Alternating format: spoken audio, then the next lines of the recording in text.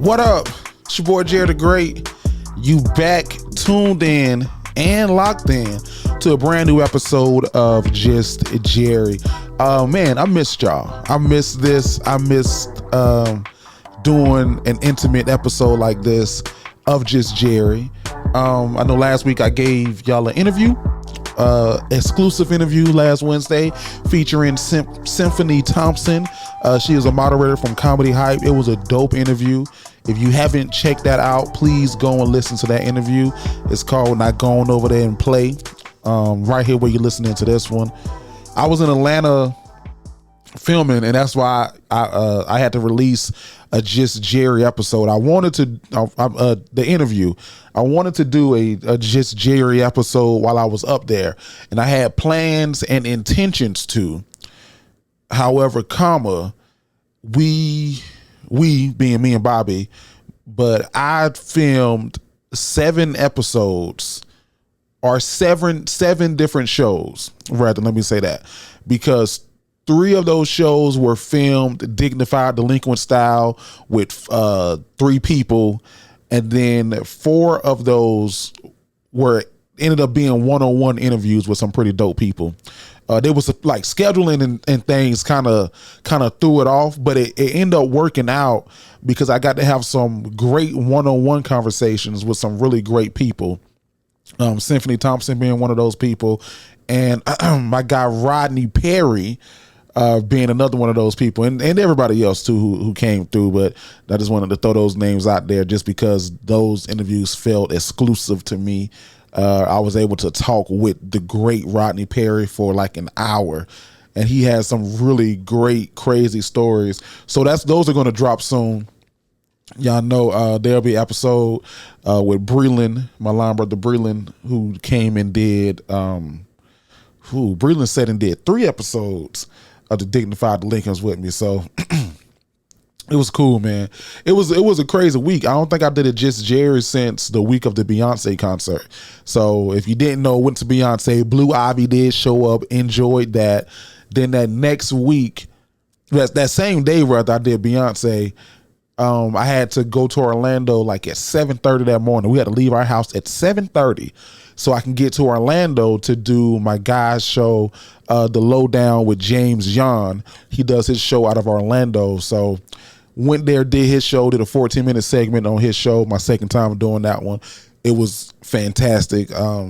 Really great guy. Shout out to James John and Tight Mike. Shot to Tampa, went to Beyonce. And somewhere in between that, went to Beyonce on that Wednesday, came back on Thursday, got packed to go to Atlanta on Monday, went to Atlanta on Monday, shot in Atlanta on Monday, and somewhere in between that, I got sick. Somewhere in between that, my voice started to go on Tuesday morning. I thought it was just allergies. I'm almost certain that it was probably just a common cold, but my wife says that she think I had COVID, and she took a COVID test, so she has the vid. And is that information that you can just share with people? She got that shit. I took a COVID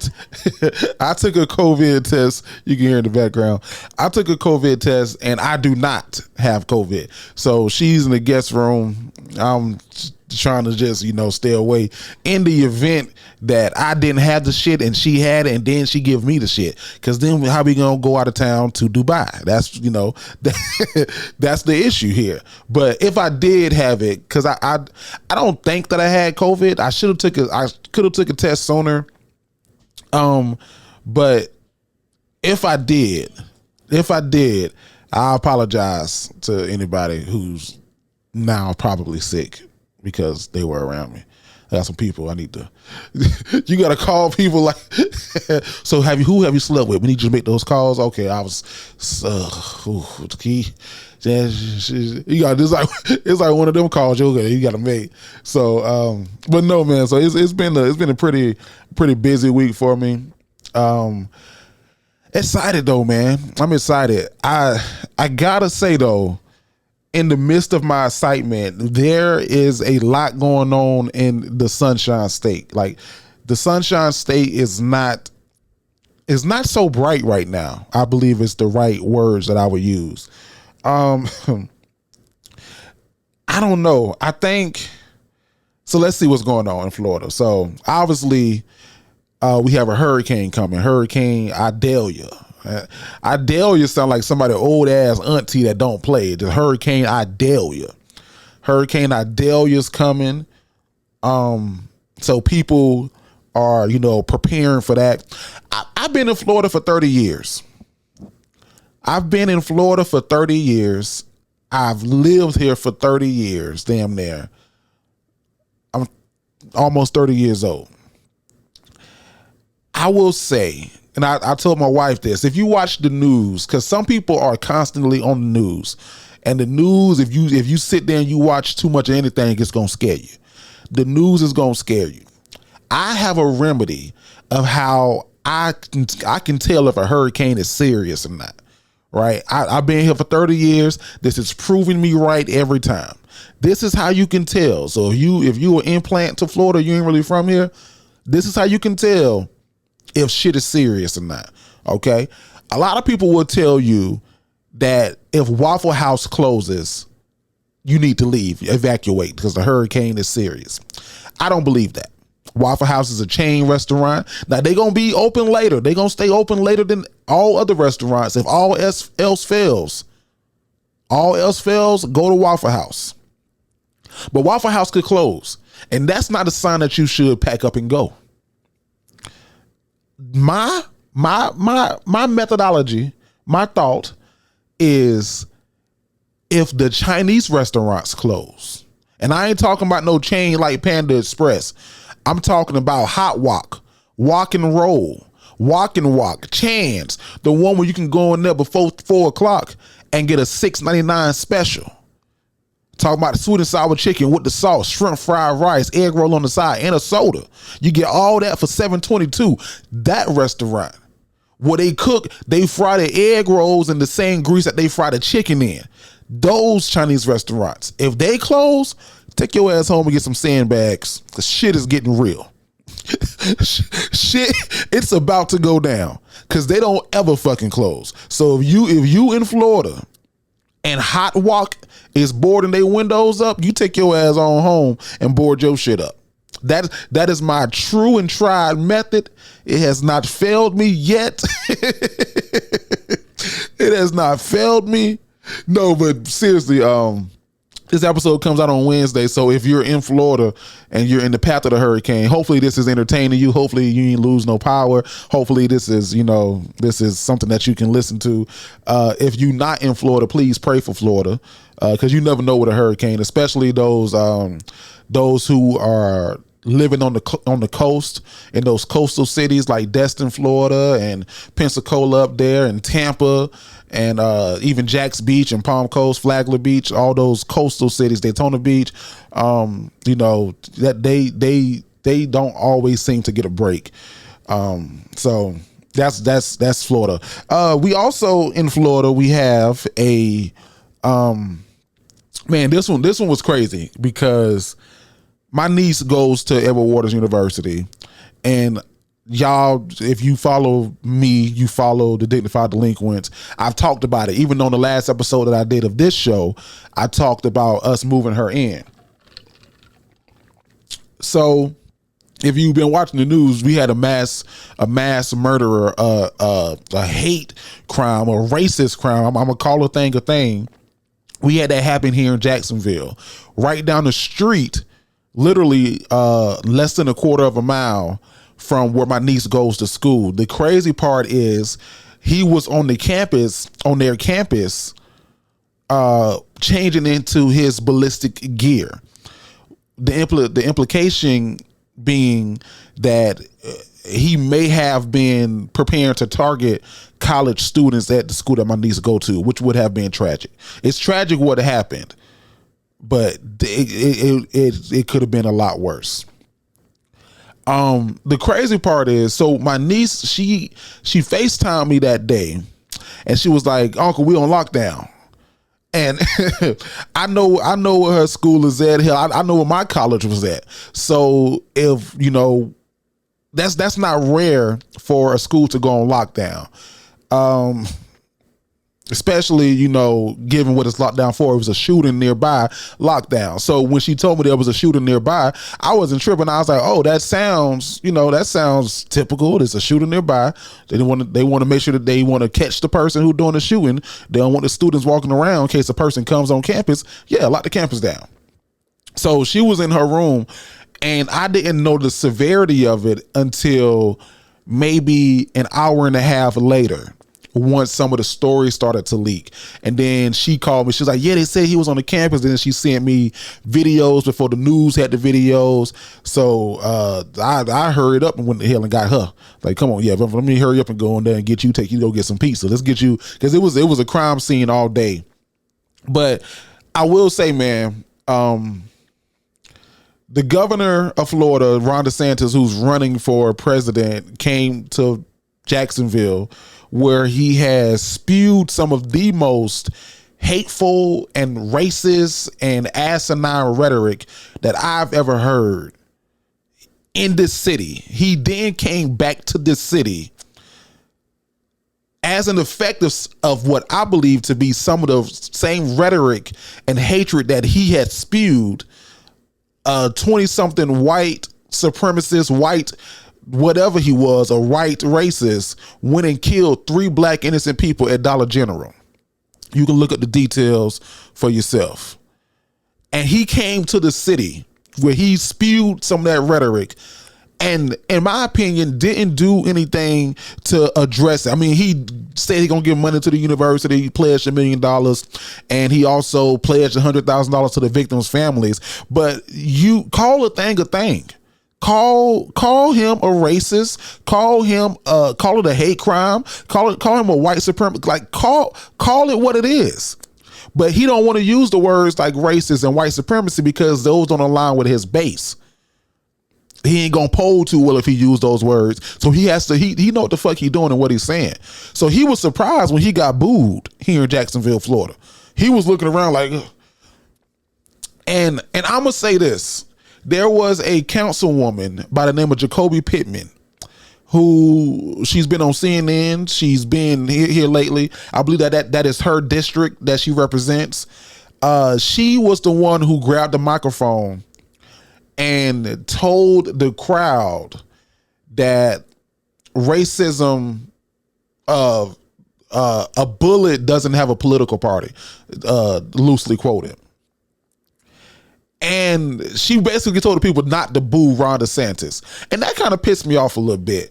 On one hand, yeah, let's hear what the fuck he got to say, right? Let's hear him out. But on two, fuck him. On hand number 2, fuck him.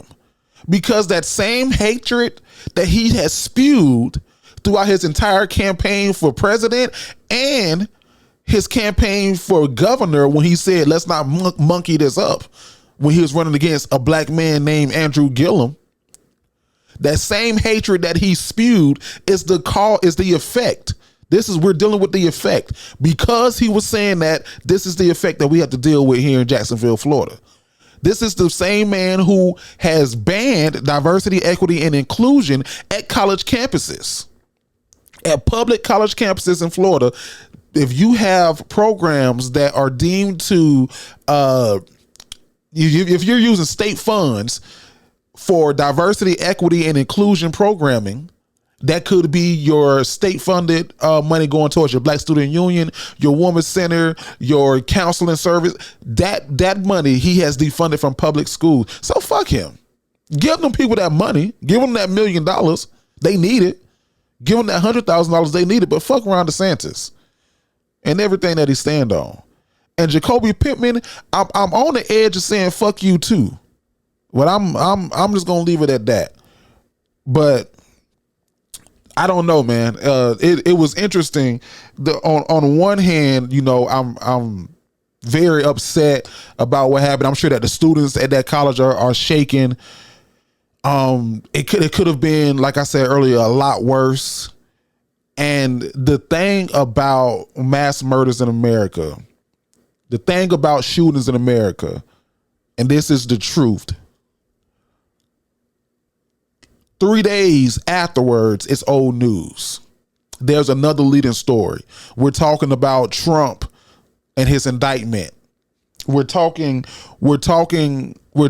about something else in the news. It's almost like we're so immune to mass murders in this country that it's like, oh, here's another one, and here's y'all 5 minutes. All right, 5 minutes up. Let's go on to the next story.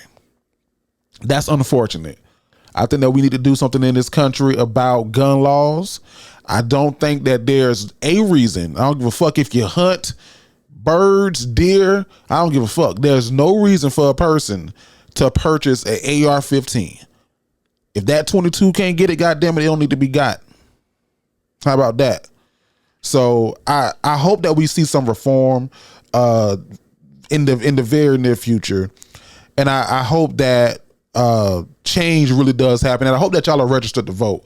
That's the biggest thing, and not just necessarily voting in the presidential election, but voting on your local level, your state levels, and then your federal levels. Make sure that you're registered to vote. Your state officials, your local officials, even your federal officials like your president, they work for you.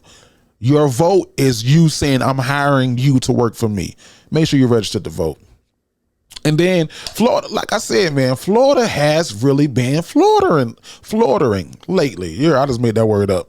Florida's been on that Florida shit. Man, was this last week? It was in the news. An elementary school in Florida. I reported this on What the Florida on the last episode of the Dignified Delinquents, but I'm gonna say it again because it's important.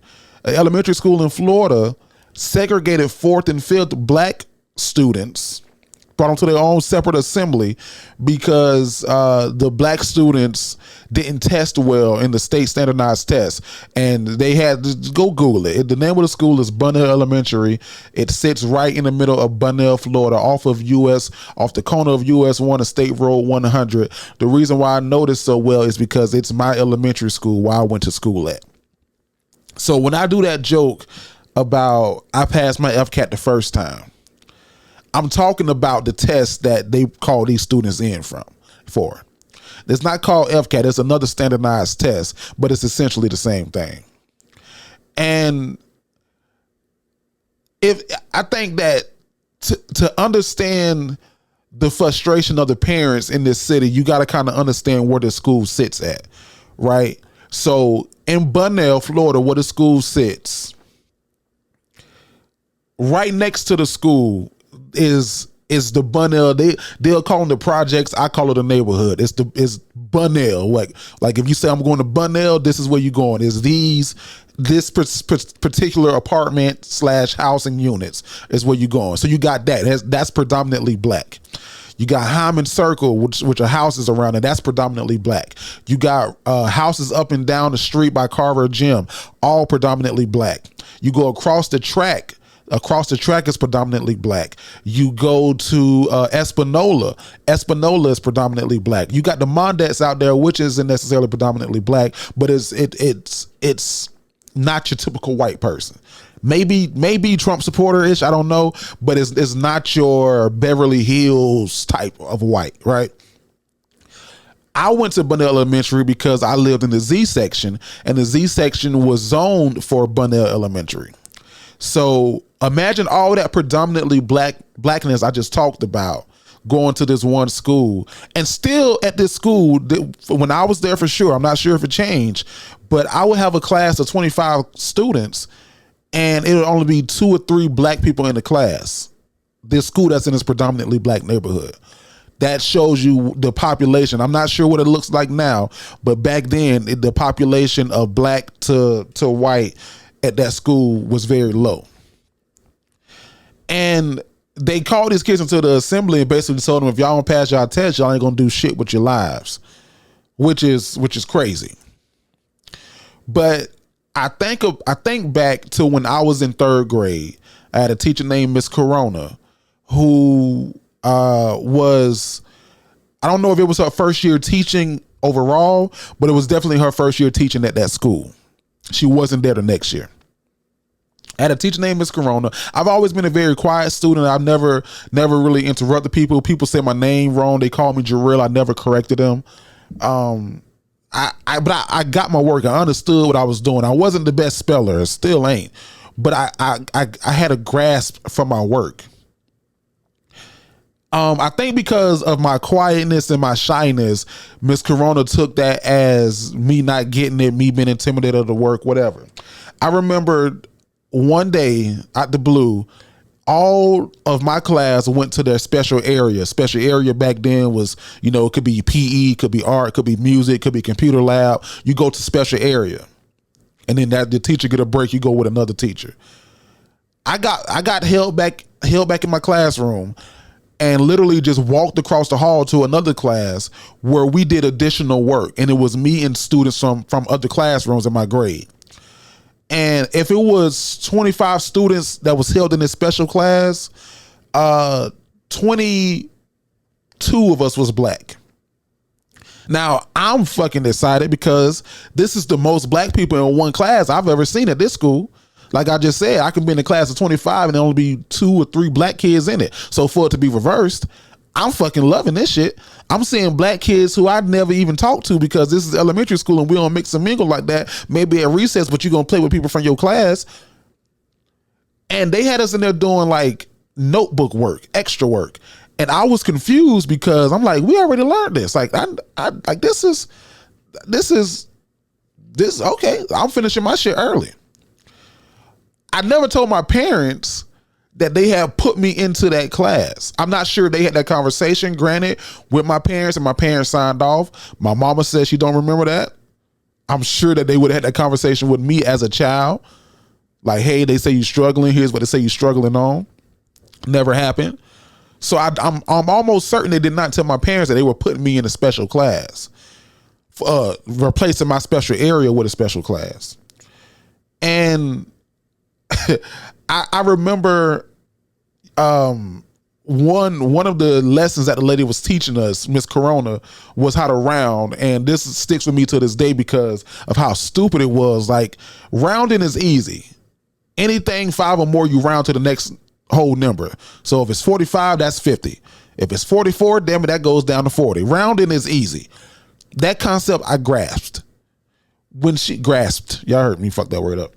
When she said, think of rounding as shooting a basketball, and she did it with one hand and was like 5 or more goes up, that fucked me up because you shoot a basketball with 2 hands. You don't just shoot with one hand. I mean, you can, but the likelihood of it going in ain't that high. You need 2 hands. You need to get that ball. You know what I mean? You need 2. So I never got the concept of rounding up from her. And I think that's probably why they put me in that class, because I was determined, like, bitch, that ain't how you round, because that ain't how you shoot a basketball. I ended up having to prove myself. And the next year, when I went to 4th grade, I saw about 10% of the kids that was in that special class with the additional people, they were really in the special class then. Like, it was like 5 of them walking with 2 teachers going to lunch by themselves. I was like, oh, shit. They thought your boy was, like, nah, let me show y'all motherfuckers I can count an ad for real. Hold on. Shit, nah, y'all try to put a nigga on the bus with a nose on it. Hold on. Wait a minute. But I say that to say, as a kid, I never really understood, like, in that moment, what they were trying to say.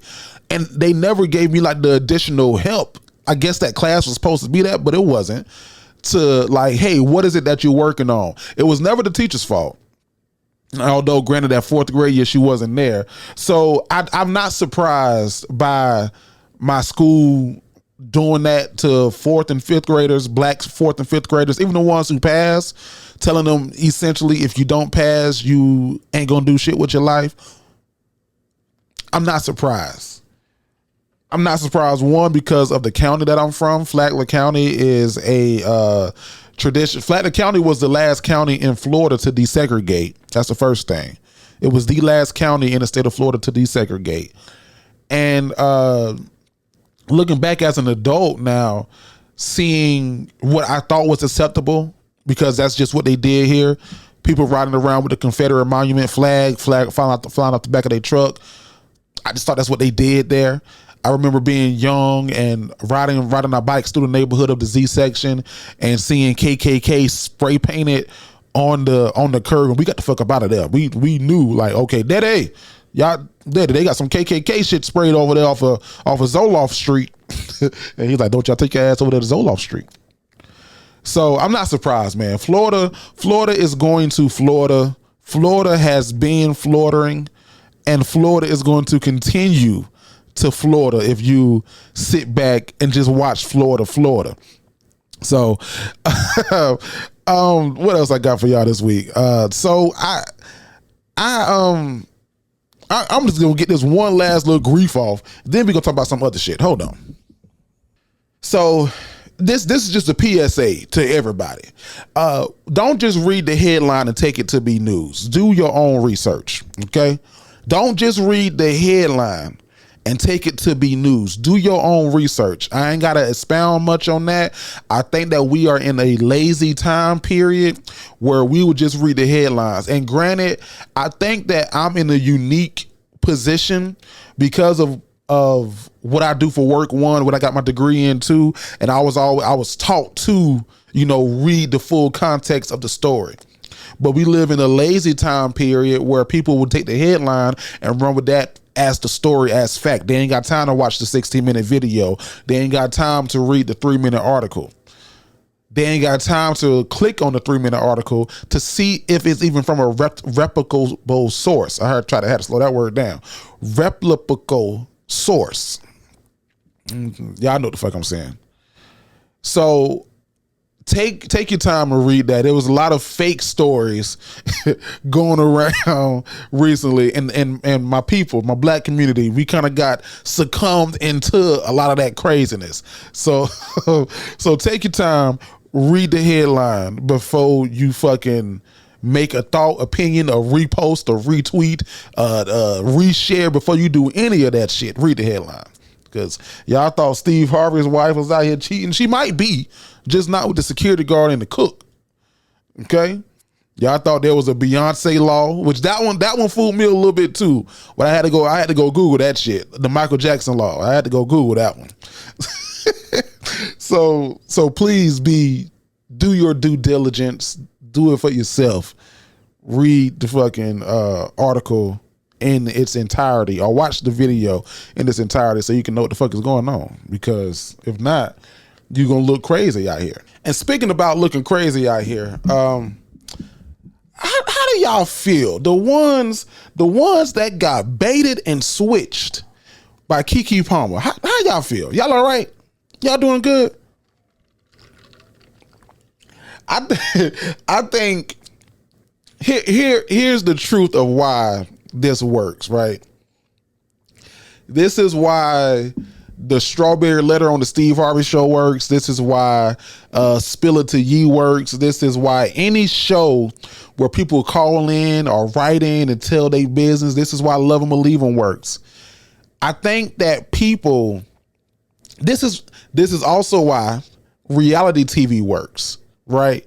Reality TV works perfectly because of this reason.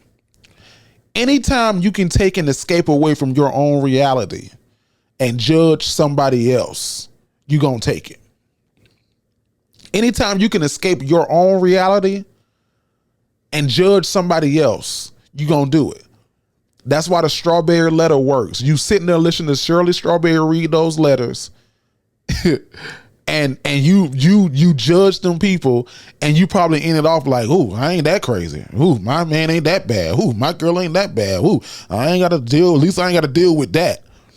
You watch reality TV shows like 90 Day Fiance and be like, ooh, at least I found my person in America. At least, like that's the reason why those shows work. It allows you to separate from your reality into theirs, and you can watch that guilt-free judgment applied and then not have to deal with your bullshit. And Keke Palmer baited switched y'all asses.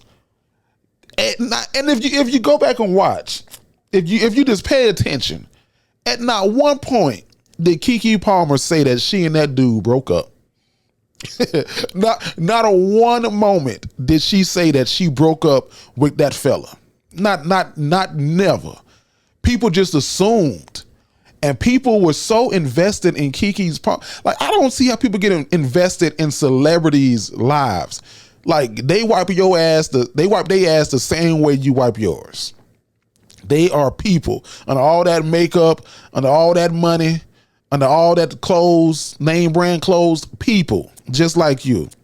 The same way you take your girl back or your man back after they say and do some bullshit is the same way they take their person back after they say and do some bullshit. Like, people just disassociate reality from celebrities sometimes. It's like, no, they are people too. How they keep getting back together, they keep going back together. The same way you with the same man that had 6 kids on you. That's how. Okay? That's how. Simple. The same way you can't let that no good nigga go or that nasty ass woman go. The same way you keep going back, they keep going back. Put them in your shoes. I think it was fucking brilliant what Keke Palmer did to not even address the elephant in the room of, are we still together? And if you are a person in your right mind, you would think like they just had a baby together. They got to be around it. Like, they are not. They probably live together. They got it's a whole fucking thing. And Keke pocketed off of it, and I'm not mad at him. I'm not mad at it at one bit. I will say, like, where I'm not a reality TV person, like, I don't necessarily watch a lot of reality TV. I watch 90 Day Fiance and stuff like that, but I ain't going too crazy into it. I don't know the characters and all that shit. I will say the show Insecure had me hooked. The show Insecure had me hooked, and it caused me not a lot of my time because my wife and I, we watched it together. But I was in those conversations. I was in them trenches of, nah, you said that's fucked up. Nah, this, not the third. I was in them streets. And recently, Strong Black Lead, which is a Netflix affiliate, Strong Black Lead put out a poll. Not even a poll. They proposed a question. Strong Black Lead proposed a question. Are you Team Daniel, Team Nathan, or Team Lawrence?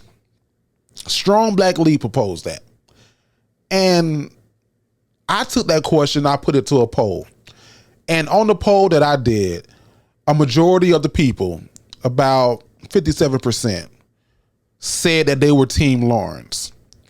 But you had other percentages, which, was interesting to see, said that they were either Team Daniel or Team Nathan. And if you never seen Insecure, this section ain't gonna make sense to you.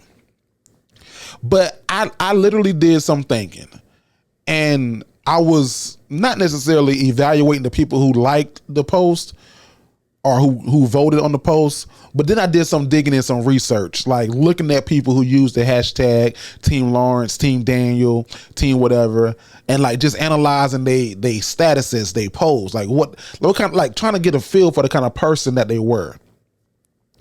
I did my research. This is just my evaluation of those people. All right.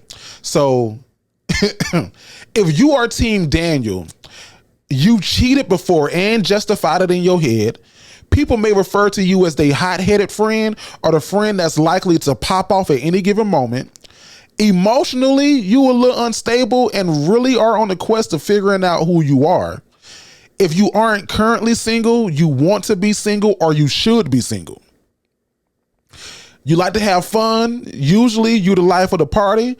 Your mood influences those around you. And if somebody was to borrow money from you, like, you would give them an expected return date. And if they didn't give you your money back, you the type of person who would sue a friend. You would take their ass to small claims court for your money and then want to be friends after you sue them. That's what Team Daniel embodies, right? Based off of my research. If you Team Nathan, you often make big decisions and then later you have remorse about those decisions. You go buy a car. You got buyer's remorse immediately when you drive off the lot. Like, God damn it, why did I buy this Honda Civic? You got buyer's remorse immediately. You probably put others before you often at the expense of your own happiness and your mental health. You don't really enjoy conflict and you much rather go along to get along. Out of your friend group, you're probably the most chill. Now, if someone was to borrow money from you and they didn't pay you back, instead of talking to the person who borrowed the money, you would talk to somebody else about that person and hope that that person says something to them on your behalf. That's Team Nathan. Now, if you are Team Lawrence, you love and love the thought of being in love. You aren't an instigator, but you aren't just going to sit there and let anybody run over you. You typically don't act out of impulse, and you probably aren't the spontaneous one in any relationship or friendship. There are very few people that you will listen to for advice, but you feel like you do a good job of picking good friends. You don't mind picking a side and defending your side, but the right person, usually the person that you're in love with, can easily influence you to switch your mind. People, when it comes to borrow money, they would know not to even ask you for money. And you know, if you Team Lawrence, if somebody asks you for money, they really need it. Now, you're going to want your shit back. But if they didn't pay you back, you ain't going to lose no sleep over it. You just would know, I ain't going to get no goddamn money again in the future. That's just my rationale in my head. If I'm close, y'all let me know, because I think I did pretty goddamn good. So if you Team Lawrence, Team Daniel, or Team Nathan, put it in the comments and let me know if I was close with my goddamn evaluation, because I feel like I was pretty right there. Oh man, so we getting ready to travel, getting ready to hit the road. I'm gonna drop, I think one of those weeks I'm gonna drop an episode with the group from Atlanta, as Identified Delinquents episode that week, because obviously we won't be able to record that week. And then I don't know what I'm gonna do for Just Jerry. I don't want to pre-record it though. I don't like pre-recording that far in advance, so I might use an interview or one of those exclusives that week. This is just me talking through it with y'all. I had a busy day at work today. So today is Monday for me recording this, if y'all hearing this on Wednesday. And if you know, or if you don't know, I work in marketing communications. And I often refer to my job as baseball. I'm an outfielder in baseball. For a majority of the game, nothing's happening. We got a great fucking pitcher who is striking these motherfuckers out. Nothing happens majority of the time. But when the fly ball comes my way, God damn it, I gotta move. And with everything that's happening in Jacksonville, especially the racist white supremacists who went inside that Dollar Tree and killed those 3 innocent people, 52-year-old, 19-year-old, and a 29-year-old. That's a fly ball headed my way. So I'm like, I gotta work. Like, I gotta go. Other than that, my work would be pretty chill. So I had a long day, but I was thinking, I was like, I'd much rather be doing this. I'd much rather this be not necessarily a cause of stress, because it's stressful work, but it's not stressing me out. I'd much rather this be what I do opposed to what I used to do. I used to work in a nursing home. Not only did I work at a nursing home, I worked in the memory care side of the nursing home. And let me fix that. I used to work at an assisted living facility. And not only did I work at an assisted living facility, I worked on the memory care unit side of the assisted living facility.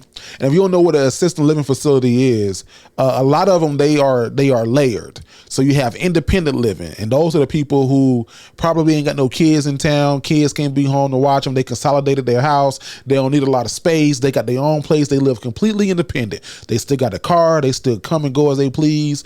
At some facilities though, they got like little houses and cottages out the way. They cook by themselves. They do whatever. typically what happens, and then you got the assisted living side. The assisted living is exactly what it sounds like. They need assistance living. They need assistance with their living. Plain and simple. They might need you to cook for them, do their laundry. Some of them might need to be changed. Some of them probably can't walk. They need to be rolled and dressed. Some of them probably got to shower them. It's assistant living. Exactly what it sounds like. And then the third tier, which is where I was working at, is the memory care side. And that's exactly what the fuck it sounds like. Those are the patients with dementia, early onset Alzheimer's. I probably said that word wrong, but it's all right. And they need all the assistance from the assisted living side. Plus, they ain't gonna remember who the fuck you is when you come back in here tomorrow. And a majority of them, they some of them are nonverbal at that point. Some of them can't take themselves to the restroom. Not all, but some can't take themselves to the restroom. So it's tough work. And typically what happens is they be independent living, and then they fall one too many times out there in independent living, break their hip or something. Then they got to come into the assistant living side, because now it's deemed that you need assistant living. You need assistance with your living. And then when they doing assistant living, they wake up 7 too many times looking for their car, saying that they got to go to work. They ask you 15 too many times what time their son and their daughter coming back and where are they. And then they be deemed, okay, you need more than assistant living. You got to go to memory care. And then that's when they came to the back where I was in the memory care unit. And I say this, man. I don't think that should be anyone's long-term career, especially the memory care unit side. The assisted living side, you can do that long-term. You can be a nurse out there or whatever.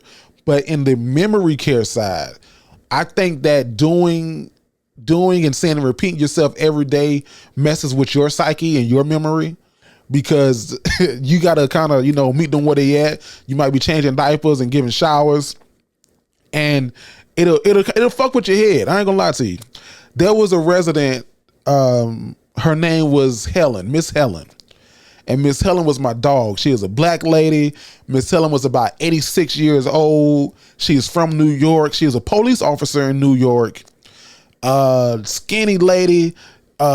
She was verbal, but you'll lose her real quick. She'll lose you. You'll be with her, then she gone. Like, oh shit, what happened? Where you? Okay, god damn it, you gone.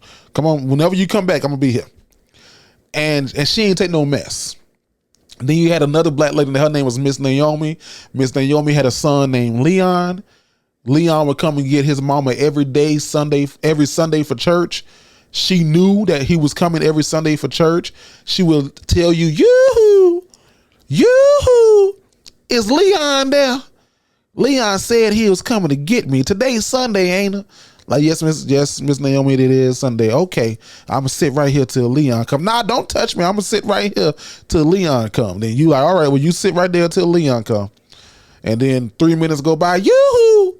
Hey, mister, you know, if Leon come, like, yeah, he coming. And you gotta constantly repeat yourself.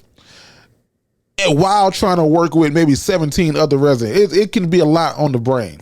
But one of the craziest days, man, sometimes when you're in when you're in that state, you come and you go. Like, they have these things called sundowners, where during the day you be fine. The sun go down, everything leaves. And I remember I was having a great conversation with Miss Helen. This is the police officer from New York, 86 years old, badass, ain't take no shit. All her hair was gone except for like back here, and she would try to put it in a little ponytail, hold on to what little bit she had. I remember I was sitting in the dining room folding clothes, and Miss Helen was sitting there, and she was helping. She was hurting more than she was helping, but she was helping. And she was having a conversation, and she was telling me about, life in New York as a police officer, and how, she was one of the first black women on her staff, and how, you know, she helped put away some of the biggest criminals and some of the crime that she saw. And, you know, New York has changed since she's been there. And her siblings, she had 6 siblings and she was one of the youngest ones. Her grandparents were slaves. She was telling me this great, you know, history. She was giving me this great history. So much so that I wasn't paying attention because I was so caught up into her story that I didn't notice Miss Ronchell finna fall. So I told Miss Helen, I said, Miss Helen, hold on, wait 1 second. Let me go catch Miss Ronchell before she hit the ground. I went and caught Miss Ronchell, put her back in the chair, came back, sat down with Miss Helen and said, Miss Helen, now you were telling me that you had 6 siblings. And she looked at me and she said, siblings? Honey, I'm an only child.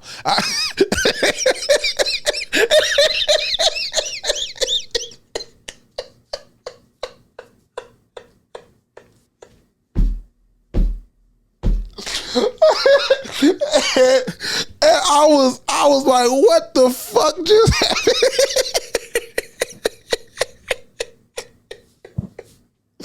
So I was like, well, what about your time with the New York Police Department? Police? I ain't never worked for no police. I was a cook. Oh shit. So I ain't know what was true and what was not true. I had to get the hell out of that line of work. Now they fired me, but that's neither here nor there. But I will say, if you have friends or family who's in that line of work, support them, man, because that's not an easy feat. That's not an easy feat. All right, let me get the hell up out of here, y'all. Hope y'all enjoyed this episode of Just Jerry. Make sure that y'all like, comment, subscribe. Oh shit, that was funny. Like, comment, subscribe. New episode come out every Wednesday. Then follow the Lincoln's episode dropping this weekend, Lord's willing. And pray for Florida, man. Hurricane coming and all kind of crazy stuff happening, especially with our bitch ass governor who's running for president. His name is Ron DeSantis. Song of the week, I think is fitting. I think it's very fitting this week. I ain't gonna even draw it out any longer. Song of the week, America, Trick Daddy.